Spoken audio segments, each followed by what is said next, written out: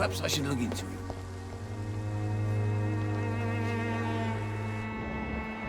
This district seems to get uglier every year.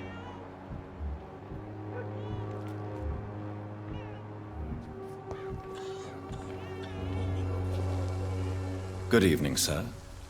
Do you remember me? If you're here for a reward, you'll be sorely disappointed. But I'll gladly shake the hand of a fellow countryman. I'm not here for a bounty. I'm a doctor. Dr. Reed from the Pembroke. A doctor?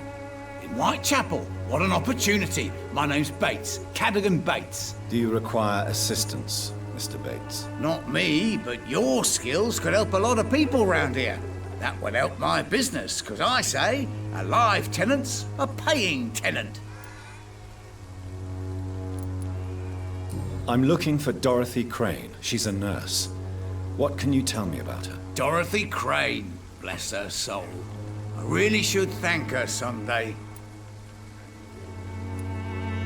Has she treated you? No. When I need a checkup, I'd go to a bloody doctor, not some back alley clinic full of sick foreigners.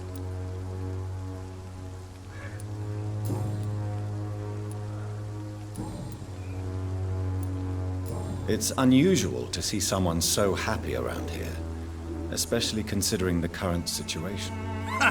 Why should I be sad now? There've always been wars, disease, tragedy. There always will be. That's an unusual way of seeing things in these trying times. I don't see why I should shed a tear for another man's woes. I'm healthy, and I intend to stay so.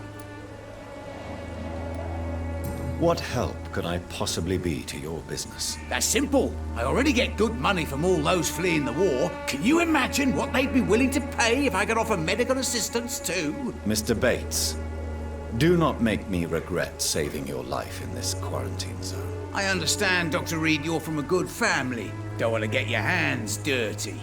That's fine. I'll be happy to act as your middleman. If I were entering into the world of street medicine, it would be on my terms and without such dubious associates as yourself, Mr. Bates. So it's a no then. That's too bad. The Reed tonic could have really helped people, you know, saved lives. Isn't that what you do? I mean, people buy that Swamborough shit. What is your business exactly? I offer fair lodgings for a modest price to the poor and weary of Whitechapel. I see. And what about those who cannot pay? Well, deals can be done, if you know what I mean. Money's not the only currency. After all, I'm not immune to a pretty face.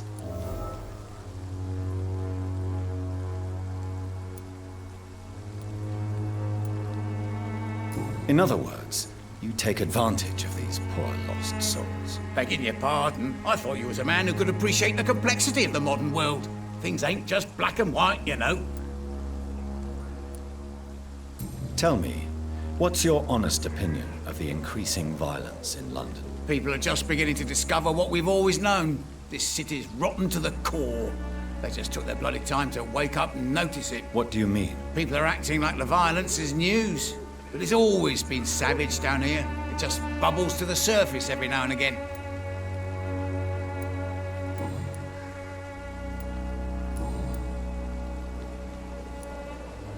I want to know everything about the recent violence, Cadogan.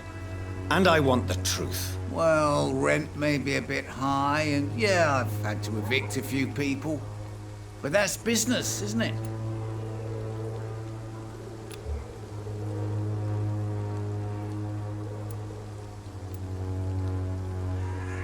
Take this as my final warning. You will not profit from the misery of others. Business is one thing, but what you do is quite another. Really? What you gonna do? You ain't from here. You ain't Whitechapel, Doctor. You wouldn't know the first thing about playing dirty, even if you wanted to.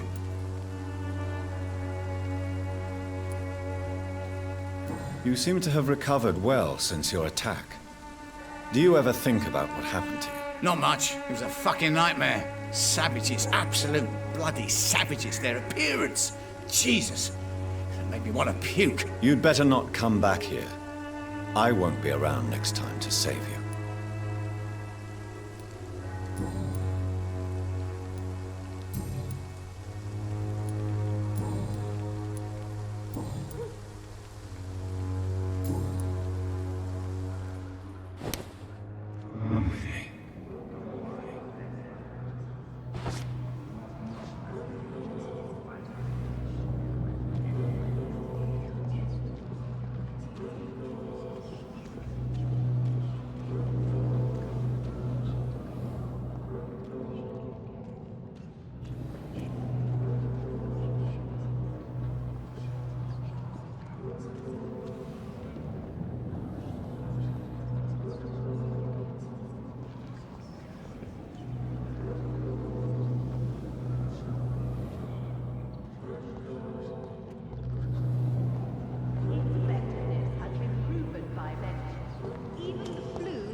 match for the Swanborough cordial.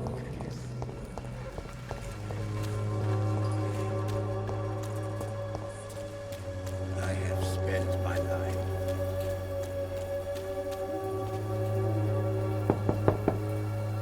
Mr. Petrescu, just 1 minute, please. You again?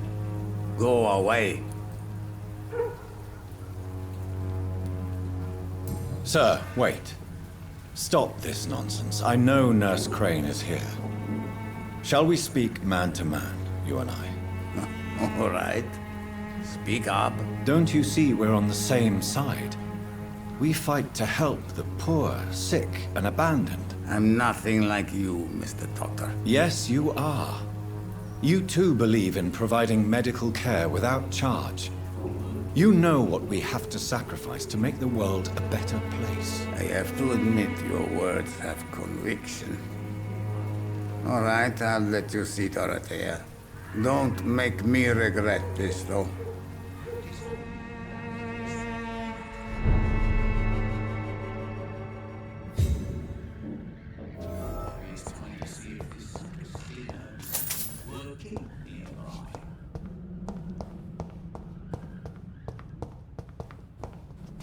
People are talking about this colossal.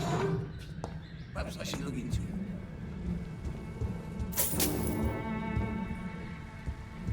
Maybe it's time to see if this Christina is still working nearby. If you want to talk to Dorothea, you must go across the courtyard and take the stairs. We've not been formally introduced.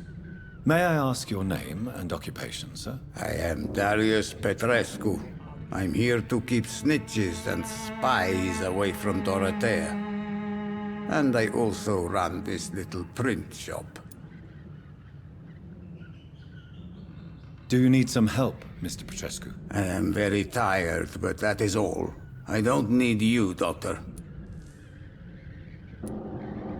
Well, I think you do. Take this, and you'll feel better. Free drugs from an English doctor. It must be my lucky day.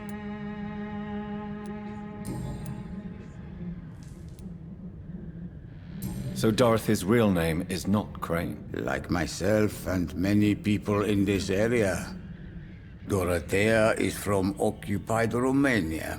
That's all you need to know. She seems important to the community. More than you can imagine. The West End does not want to hear of Whitechapel's misery. Dorothea is one of the few doing something about it. Tell me everything you know about Camellia, the mute florist. I do not believe in the afterlife, Doctor, but I'm almost convinced Camellia is an angel. She volunteered to give out our medical leaflets. Who is she, really?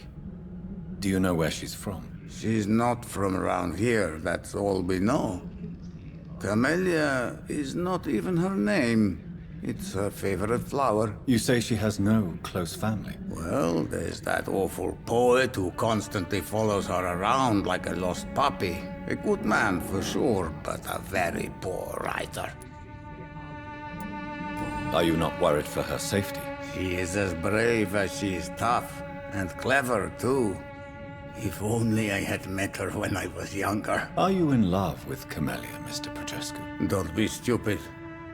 If I had met her when I was younger, we could have won our revolution.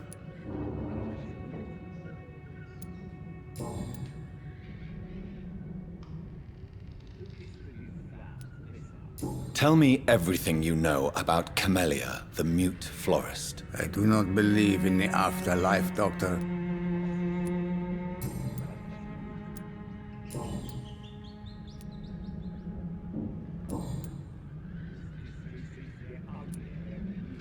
I know you fought for your country when it was occupied, Darius. Tell me more about it. I know my days are numbered, and I know I won't see my homeland again. But I fought for Romania all my life, and I will until my last breath. But Romania escaped the grasp of the Austro-Hungarian Empire. It's a free country again. It is not the country I fought for. My homeland is not appeased, Doctor. and I still see a dark future ahead for my people. Do you have any family left, Mr. Petrescu? Children or grandchildren? Who knows? I have abandoned my people for so long, they might as well be dead. As dead as I am for them, I suppose. This war won't last forever. Did you ever think of returning to your country now it's free? No. I have taught strength and determination to my sons and daughters. I'm an old, dying man who only has memories of better times to cherish. Don't be embarrassed, sir. If you must know, my own father disappeared many years ago, and I forgave him. It's quite awkward to talk about our families like this, but thank you, Dr. Reed. I appreciate your trust. How did you meet Nurse Crane, Darius? Why does she trust you? I'm her oldest friend in England. Dorothea and I share many ideas about this country and about the country we left. You mean occupied Romania, don't you? Even if not directly, I fought against your enemies. Really? Then perhaps you have more in common with Dorothea than meets the eye, Dr. Reed.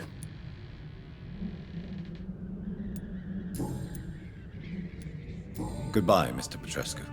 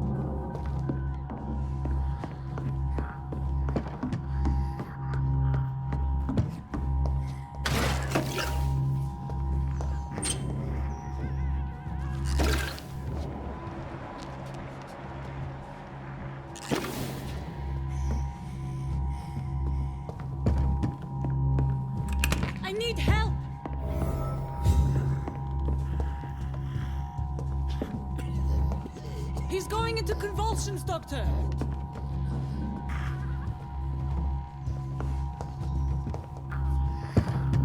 What do we have here, nurse? Patient Raz Van Vasily. High fever running on 3 days. Complaints of dizziness, muscle aches, and head pain. Diagnosed with influenza. Treatment? Aspirin and salicin for the fever and discomfort. Liquids for dehydration, but he's having trouble keeping even water down. Thank you, nurse. Anything else I should know? He did lose consciousness this morning, but he's never had convulsions like these. He's not convulsing, he's choking. He's not getting any air. Scalpel! Hand me that scalpel! What can I do, Doctor?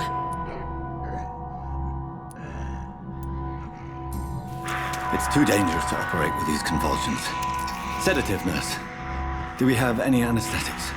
I'm sorry, Doctor. None at all.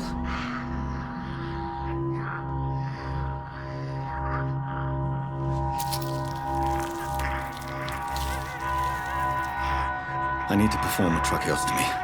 Short pipe. That rubber tube will do. We're going to cut a passage for air through the neck. Yes, Doctor. He's breathing again, but he's coughing up blood. Internal hemorrhaging. I need to make another incision into the chest cavity to drain the fluids from the lung. Prepare another tube. A thoracostomy? Doctor, we've nothing to fight the infection. We need an aseptic environment. Right then, Nurse Crane. What do you suggest we do? I've no idea. I'm not the doctor. Time is of the essence. We need to perform a thoracic drain. Yes, Doctor.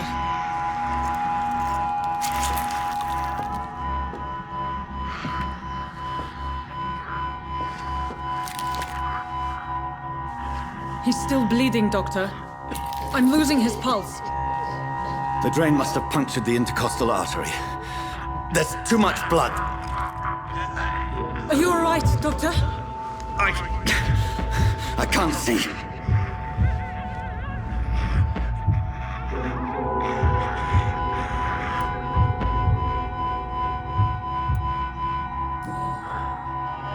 I must first suture the artery. Find the wound. The source of the blood. Needle and thread, Doctor. Good.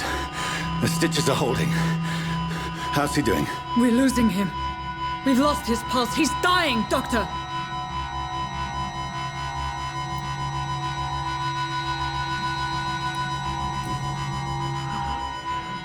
A dose of epinephrine, now. Yes, Doctor.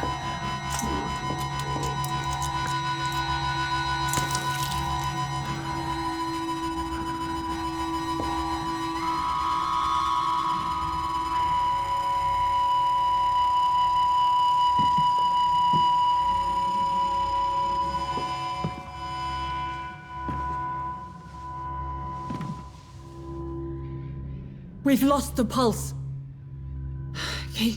He's gone, Doctor. Nurse, we did everything we could. Truly? Everything you could. Is that how you'll report this in your log? Is this how the war went? Piling up one poor corpse beside the next? This was not an influenza-induced seizure. I've never seen symptoms like these on the continent.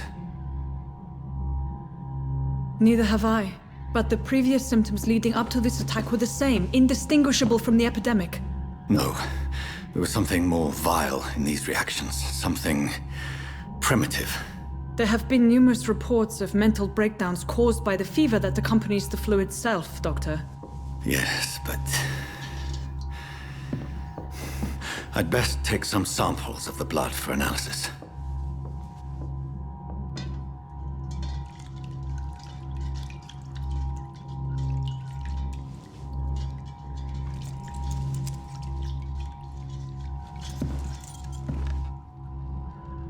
I doubt you're here to test my bedside manners.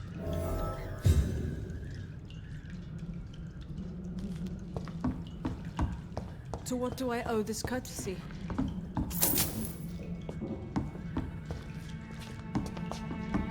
It's locked. This is an unfitting place for the illustrious Dr. Reed. You shouldn't be here. I suspect it was more than intuition alone that led you to us. So, How might I be of service, Dr. Reed?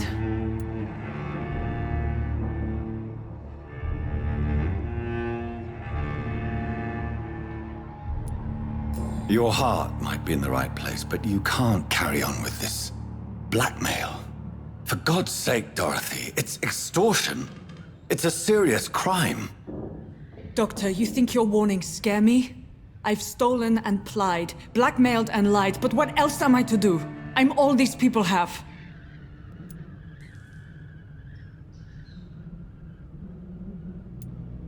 Dr. Swansea is a sensible and honest man. He wouldn't have refused your friend's care at Pembroke. It's easy for you to say, Doctor. These people cannot go to the police, nor to the hospital. They don't even speak English. They depend on me for everything. But why Lady Ashbury? Why her, of all people? She's pristine and proper, all right. But that she-wolf in sheep's clothing murders the poor for sport. I have her where she belongs, and I'll milk her for all she's got. So, the end justifies the means. Is that your defense? I know you're kind, Doctor. Just another fine-heeled, silver-spooned gentleman who was given the world on a platter.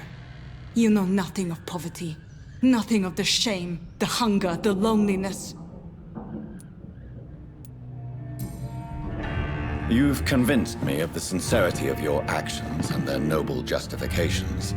But all the same, blackmail is a crime, and it will stop, Nurse Crane. So, are you going to turn me over to the authorities?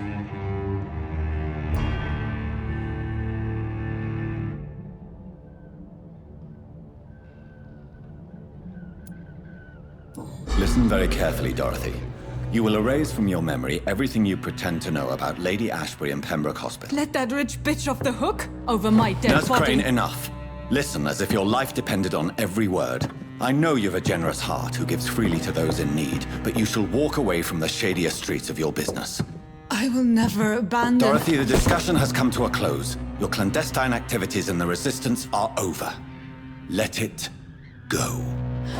I'll let it go. Yes. All gone.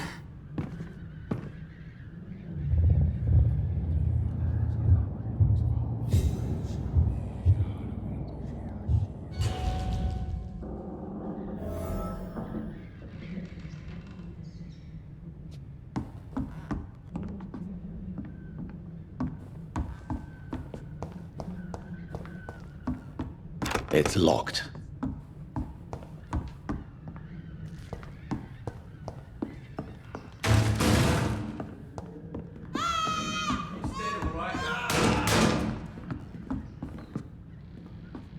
Oh, this one stinks already.